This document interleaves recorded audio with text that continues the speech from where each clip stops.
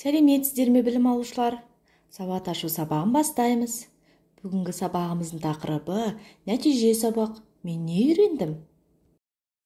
Бүгінгі сабағымыздың мақсаты сөйлем сызбасына сәйкес сөйлемдерді табу, сөздерді, дыбыстарды орфоэпиялық нормаларға сәйкес дұрыс айта білу. Білім алушылар, өткенді пысықтап есімізге түсірейік. Бірінші сөйлем сызбасы, екінші дыбыс сызбасы, үшінші көк түс дауыссыз дыбыстың белгіленуі, төртінші қызыл дауысты дыбыстың белгіленуі. Сабағымызды бастамас бұрын тапсырмаға назар аударайық. Суреттегілердің алғашқы әріптерінен қандай сөз шығарып алуға болады? Ойланып көрейікші. Білім алушылар, өз жауаптарыңызды тексеріп көріңіздер. Суреттегілердің алғашқы әріптерінен торғай деген сөз шығады. Жарайсыздар. Торғай туралы толығырақ ақпарат білгілеріңіз келеді ме? Олай болса, бейне материалға назар аударайық. Торғай ең танымал құс. Торғай адамдарға жақын жерге ұя салғанды ұнататын құстардың бірі болып табылады. Жер шарында торғайдың 27 түрі бар. Торғайлар шөптердің дәндерімен, құрт-құмырсқа, жәндіктермен қоректенеді. Ағаш қуыстарын, індерді, үй-жайларды мекендейді. Немесе ағаштарға шар тәріздес ұя салады. Торғай отырықшы құс. Қыс мезгілінде жылы жаққа қоныс аудармайды. Өз тұрақты мекенін өте сирек қалдырады. Бұл құстардың шырылдаған дауысы көктемнен келгенін білдіреді. Білім алушылар, мына қызықты ақпаратқа назар аударайықшы. Бір топ торғай егін алқабын толығымен жойып жіберуі мүмкін.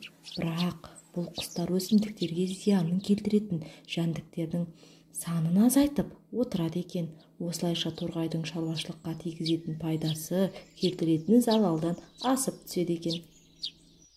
Білім алушылар, сіздерге тапсырма. Торғай туралы ақпараттан естігендеріңіз бойынша сөйлем сызбасына сәйкес сөзді тауып көрейікші. Өте жақсы білім алушылар. Сіздерді дұрыс жауап берді деп ойлаймын. Енді жауаптарыңызды тексеріп көріңіздер. Торғай ең танымал құс. Білім алушылар, торғайларға қамқорлық жасау керектігін естен шығармайық. Шыр-шыр еткен торғайды қорғамасаң болмайды. Кіп-кішкене торғайлар ағаштарды қорғайды. Торғай саған не керек? Торғай саған не керек? Маса, сона, көбелек. Дән шашылса теремін, бөбегіме беремін. Бұл өлеңнің авторы Мүбарак Жаманбалинов. 1924 жылы 7 қарашада Павлодар облысында Тәттімбет ауылында дүниеге келген балалар жазушысы. Торғай саған не керек өлеңінен сызбаға сәйкес келетін сөйлемді тауып көрейікші. Торғай саған не керек? Өте жақсы білім алушылар, жарайсыздар. Өлеңнің ұйқасын тауып көрейікші. Ұрып қалсаң кер атып, оралады өзіңе. Көрсе досың бер атып, қайтып барар өзіне. Бір орында тұру жоқ деп атайды мұны. Доп, тамаша, жарайсыздар.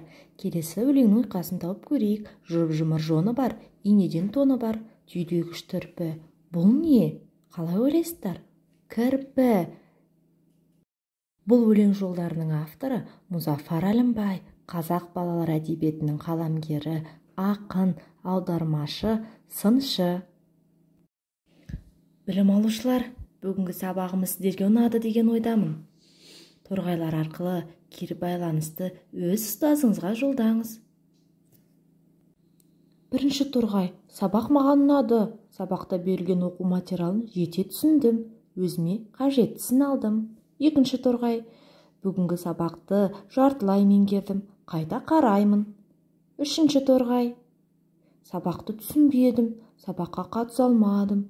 Көмекті қажет етемін. Сабағымыз аяқталды. Сау болыңыздар.